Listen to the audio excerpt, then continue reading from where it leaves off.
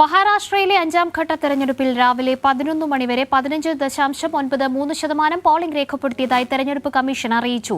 മുഖ്യമന്ത്രി ഏക്നാഥ് ഷിൻഡെ, മുൻ മുഖ്യമന്ത്രി ഉദ്ധവ് താക്കറെ അടക്കമുള്ള പ്രമുഖർ ആദ്യ മണിക്കൂറുകളിൽ വോട്ട് രേഖപ്പെടുത്തി. കല്യാണിൽ ലിസ്റ്റിൽ പേരില്ലാത്തതിന്റെ പേരിൽ നടന്ന വാക്കേറ്റം കയ്യാങ്കളിയിലെത്തിയെങ്കിലും പോലീസ് ഇടപെട്ട് നിയന്ത്രണ വിധേയമാക്കി. മഹാരാഷ്ട്രയിലെ അഞ്ചാം ഘട്ട തെരഞ്ഞെടുപ്പിലെ ആദ്യ 2 മണിക്കൂറിൽ 6.33% പോളിംഗ് രേഖപ്പെടുത്തിയതായാണ് തെരഞ്ഞെടുപ്പ് കമ്മീഷൻ പുറത്തുവിട്ട പ്രാഥമിക വിവരം വ്യക്തമാക്കുന്നത്. എന്നിരുന്നാലും മുംബൈയുടെ പല ഭാഗങ്ങളിലും ഭേദപ്പെട്ട പോളിംഗാണ് റിപ്പോർട്ട് ചെയ്തുകൊണ്ടിരിക്കുന്നത്.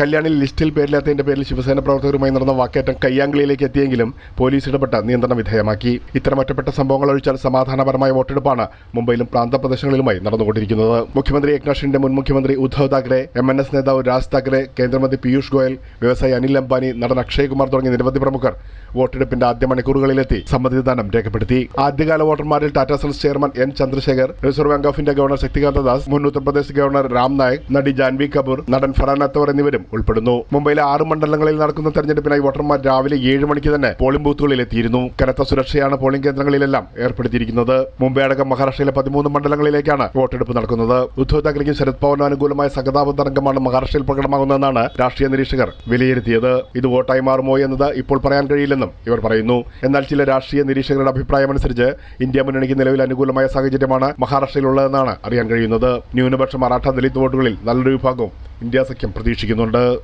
പ്രേംലാൽ, കൈലി ന്യൂസ്, മുംബൈ.